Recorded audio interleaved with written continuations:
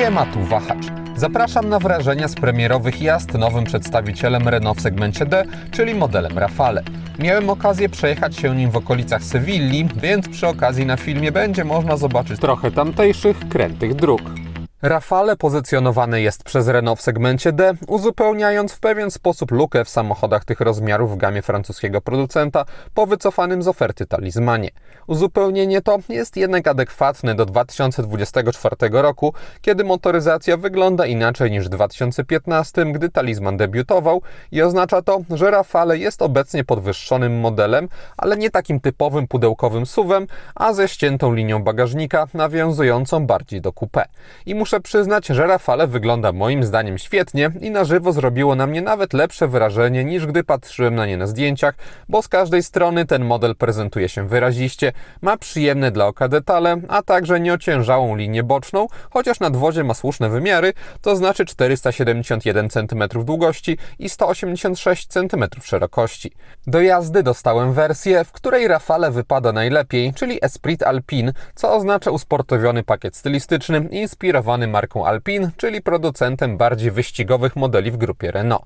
Esprit Alpine z zewnątrz przekłada się na trochę inne wykończenie kolorystyczne, stosowne znaczki, a także 20-calowe felgi o odmiennym wzorze, przy czym w tym modelu nawet w bazowym Techno dostaje się obręcze w takim samym rozmiarze.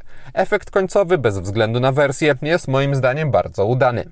Kolejnym aspektem czyniącym z Rafale model wpisujący się w aktualne trendy jest jego układ napędowy, ponieważ oferowany jest on obecnie wyłącznie jako pełna hybryda HEV, a pod koniec 2024 roku do oferty dołączy hybryda plug-in z napędem na 4 koła i mocą 300 koni mechanicznych, która co ciekawe będzie występowała też w unikatowej wersji Atelier Alpine z niedostępnymi gdzie indziej dodatkami, jak adaptacyjne zawieszenie, a także matowy lakier, który widzicie teraz na przedprodukcyjnym egzemplarzu.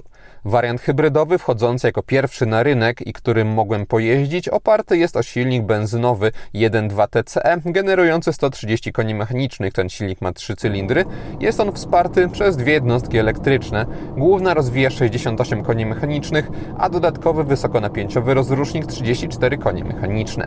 Całość generuje 199 koni przy napędzie wyłącznie na przednią oś. Oznacza to, że w Rafale dostajemy taki sam układ hybrydowy jak w debiutujących jakiś czas temu Australu i Espace, z którymi swoją drogą Rafale dzieli platformę CMF-CD.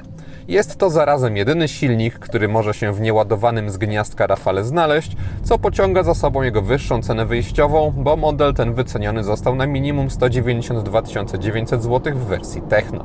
7000 zł dopłacić trzeba do systemu 4 kół skrętnych For Control, a kolejne 11 000 do Esprit Alpine, która poza pakietem stylistycznym wprowadza też trochę bogatsze wyposażenie, chociaż Rafale nawet w odmianie Techno oferuje już dobry poziom. W Techno dostaje się chociażby najlepsze ekrany w kabinie, dostęp bezkluczykowy, dwustrefową klimatyzację automatyczną, spodziewane systemy bezpieczeństwa, podgrzewaną kierownicę i fotele i sporo innych rzeczy, które sprawiają, że autem tym można przyjemnie podróżować, chociaż też nie ma co wtedy liczyć na jakiś przepych i bariery, bo chociażby nie ma elektryki foteli czy kamer 360 stopni. Nawet w Esprit Alpine trzeba za te elementy dopłacać, tak samo jak za matrycowe światła LED czy wyświetlacz head-up. Egzemplarz, który prezentuję, był doposażony maksymalnie i kosztował on łącznie 244 900 zł. Na jego pokładzie znalazł się również szklany dach Solar Bay za 7000 zł ekstra, który nie jest wyposażony co ciekawe w roletę taką fizyczną, ma za to regulację przyciemniania opartą o w dużym skrócie ciekłe kryształy i odpowiedni przepływ prądu. Przyznam, że obserwacja działania tej technologii robi duże wrażenie, bo można przyciemniać albo całość, albo tylko jedną z połówek i działa to ok, to znaczy w upalny dzień nie odczuwałem jakiegoś dyskomfortu, a wnętrze było jaśniejsze niż przy zwykłej rolecie. Wciąż jednak fakt zostaje, że dla części osób materiałowe rozwiązanie byłoby lepsze, no ale jako, że Solar Bay dostępny jest w formie opcji dodatkowej, to nikt nie będzie na niego skazany. Szklany dach całkiem skutecznie, przyznam, rozświetla kabinę, która utrzymana jest generalnie w dosyć ciemnej tonacji i w przypadku jej designu znowu można mówić o elemencie wspólnym z Australem czy Espace, ale ponieważ oznacza to moim zdaniem ciekawie i ładnie zaprojektowaną przestrzeń, to nie będę się tego czepiał. W Esprit Alpine dostaje się we wnętrzu inne materiały z niebiesko-czerwonymi akcentami kolorystycznymi, też w nieoczywistych miejscach jak na pasach, a na fotelach pojawia się miks alkantary, częściowo z recyklingu, z ekoskórą i całościowo ma to swój urok. Też jakościowo ta kabina wypada ok, bez względu czy w Esprit Alpine czy w Techno, Rafale oferuje estetyczne materiały, podczas jazdy też nie było żadnych niepożądanych dźwięków. Pod kątem sposobu obsługi również dostajemy tutaj rozwiązanie znane z innych nowych modeli Renault, co oznacza, że w kabinie mamy trochę fizycznych elementów sterujących, np. klimatyzacją czy światłami, zatem auto jest pod tym kątem nieprzekombinowane. Na pokładzie jest też nowy system inforozrywki Open Air Link z integracją z usługami Google, czyli z mapami Google, asystentem głosowym czy instalowalnymi aplikacjami. Jeśli doda się do tego bardzo rozsądne zaprojektowanie interfejsu związanego z powiedzmy pozagooglowymi funkcjami, jak obsługa audio czy ustawień samochodu, to w Rafale utwierdziłem się w przekonaniu, że Open Air Link to jeden z lepszych systemów tego typu, jakie spotkałem w samochodach. W testowanym modelu interfejs zyskał trochę przeprojektowane grafiki, ale jest to tylko zmiana kosmetyczna. Na kierownicy znalazły się przyciski do sterowania elektronicznymi zegarami, a także tempomatem i są one rozsądnie rozmieszczone. Za multimedia odpowiada klasyczny dla Renault joystick pod kierownicą, którego koncepcja, chociaż może archaiczna, to broni się funkcjonalnością. Nie jestem za to zwolennikiem umieszczenia dźwigni zmiany biegów z prawej strony kierownicy, bo tam mamy też manetkę wycieraczek i jest tego po prostu za dużo. Na szybko trudno jest się połapać, co do czego służy i 2 razy na przykład, chcąc jechać do tyłu, włączyłem przez przypadek wycieraczki, a tak zdecydowanie nie powinno być.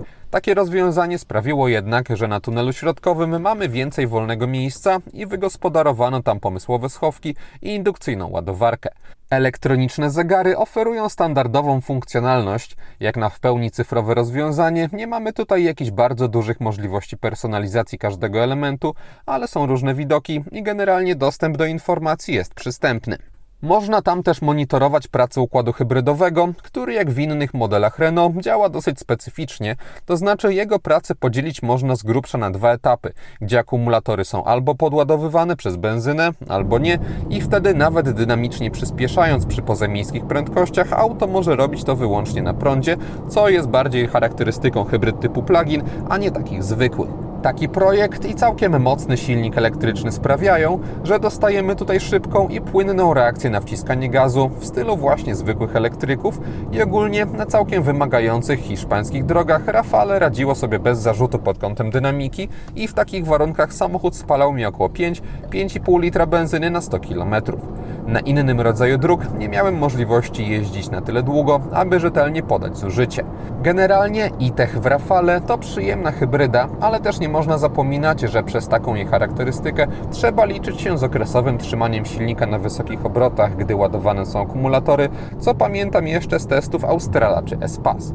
W warunkach pozamiejskich dzięki dobremu wyciszeniu silnika nie zwracałem na kulturę pracy hybrydy praktycznie uwagi, ale pełna ocena tej pracy, benzyny 1.2, wymaga jednak spokojniejszych miejskich warunków, których na premierowych jazdach nie było. Układ kierowniczy samochodu jest udany, mamy całkiem bezpośrednie reakcje na ruchy kierownicą i brak gumowatości, więc na krętych drogach auto prowadziło się dobrze. Nie jest to żadna wyścigówka, ale też jak na podwyższony model mamy małe przechyły nadwozia w zakrętach, a auto zdaje się być sztywniejsze niż Austral czy Espace. Wynika z tego fakt, że Rafale nie jest tworem dla kogoś, kto poszukuje maksymalnej miękkości, zwłaszcza z 20-calowymi felgami w standardzie, ale dla mnie jest on całościowo dobrze zbalansowany i naprawdę przyjemnie mi się po tych wszystkich zakrętach nim jeździło. Na tylnej kanapie miejsca na nogi nie brakuje, nad głową trzeba liczyć się z tym, że przez opadającą linię dachu może być gorzej niż w Australu czy Espace. W Esprit Alpine swoją drogą samochód ma w drugim rzędzie ciekawy rozbudowany podłokietnik ze szczelinami na włożenie tabletu albo smartfona, a także z 2 dodatkowymi portami USB.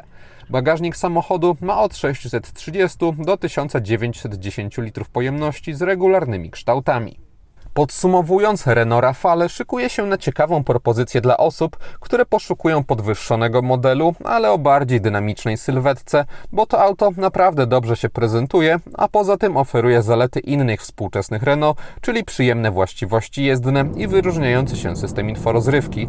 I szkoda, że Renault postawiło wyłącznie na hybrydową paletę silników w tym modelu, bo nie każdy jej potrzebuje, a jak pokazuje cennik np. Australa, umieszczenie pod maską 1.3 TCE 160 koni pozwoliłoby obniżyć cenę samochodu o około 15 000 złotych. No ale jeśli dla kogoś układ e-tech nie będzie problemem, to reszta Rafale spełni oczekiwania. I to wszystko, co przygotowałem o tym modelu po pierwszych jazdach. Dziękuję za uwagę i mam nadzieję, że test się podobał. Jeśli tak było, zachęcam do dania temu filmowi łapki w górę, będzie mi z tego powodu bardzo miło, a jeśli ktoś nie ma, to zapraszam również do subskrypcji kanału, ponieważ kolejne materiały na Wahacz TV pojawią się już wkrótce. Na razie!